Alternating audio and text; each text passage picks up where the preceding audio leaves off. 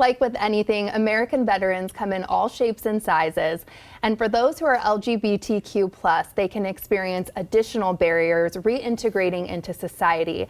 And that's where the group Minority Veterans of America comes in. And here to explain is Lindsay Church and Eric Ballentine. Welcome back to New Day to both of you. Thank you so much for having us. Yes. So first of all, we want to say thank you so much for your service. And we would love to know what you did before you were veterans. So thank you for having us. I served in the Navy from 2008 to 2012. I was a Persian Farsi linguist. I served under Don't Ask, Don't Tell as a not openly queer person and came back home to go to college. I joined straight out of high school. I was 17 years old when I first raised my right hand. I started from 2000 to 2005, also during Don't Ask, Don't Tell. Wow. Thank you again so much for your service. And what is Minority Veterans of America's mission? So the mission of MVA is to create community belonging and advance equity for minority veterans. So we were founded out of Seattle, Washington in 2017. We deliver programs and services to veterans in the local community. We also do a lot of advocacy and policy work to address some of the systemic barriers that continue to mean that our community experiences disparate outcomes compared to their peers. Such an important mission. And you have a new partnership with King County. That's exciting. Tell me about that. Yeah, so we have been working with King County for about a half a decade now as part of the King County Veterans, Seniors, and Human Services Levy. We did a lot of outreach programs. We also will be continuing that program. We were recently awarded at the end of last year $1.8 million to open the nation's first LGBTQ veteran transitional housing. And we purchased a home back in April. We've been retrofitting, renovating it, preparing it to house veterans for the first time in mid-November. So exciting. And so that's what I want to talk about is this first in the nation LGBTQ+ transitional housing program for veterans. But you have a shorter name. It's just called Community House. So Community House is a 5-bedroom home in West Seattle that will house 5 individual LGBTQ veterans.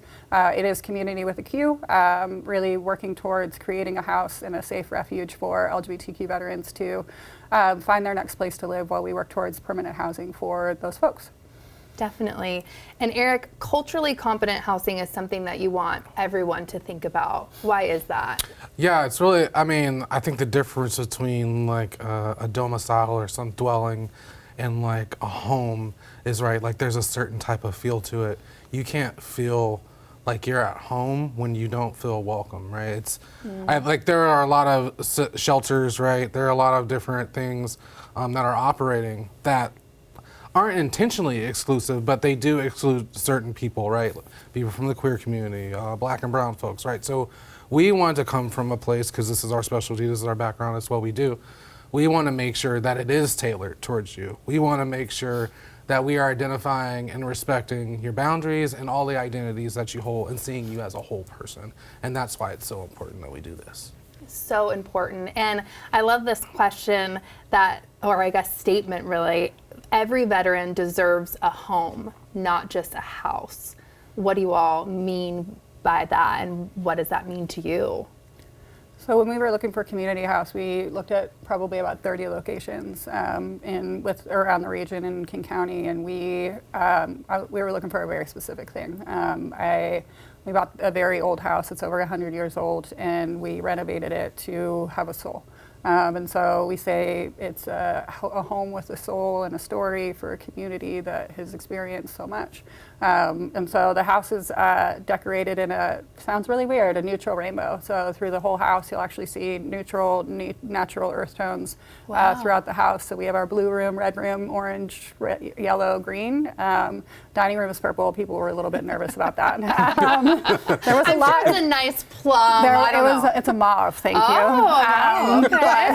There was a lot of controversy around the purple, but really the home is set in a space that has a lot of access to trees. We have a community garden out back.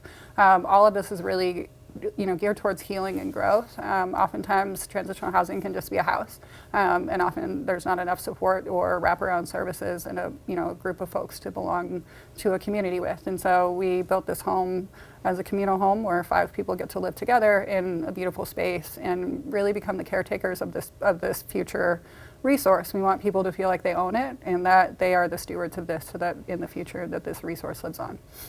Anything else too, Eric, that you want to add just with the feeling of the home and this important work that you all are doing? Yeah, I think it's one of the things that's been really great is like over this past year, we've really invested in this project, and the core component is like, for it to be a home, right? We want you to invest in it too, right? We want you to like take up the landscaping task. We want to hear from you about like, hey, this is what I imagine this house looking like, right? Like we're very in the beginning of this phase, and this house will evolve over time, but that's going to come from the voices of the folks that live there because it's their home. That is so powerful, you both. This was very inspiring and powerful, so thank you for being here today and sharing this information with our viewers. Can I make one plug? Yes, go. If you know anybody in the region who is an LGBTQ veteran, or know somebody who might know an LGBTQ veteran experiencing housing insecurity, or your housing is unstable, go to minoritybets.org/QHouse. Our application is open now. Our first residents will be selected from the applicants we've received by October 31st, and then from there will be an interest list maintained for the rest of the community. So if you know anybody, our ask of the community is truly to help share the word about this resource. Historically, LGBTQ veterans can be really challenging to reach, and so our ask to the community is to help us reach them. Boom. Thank you so much.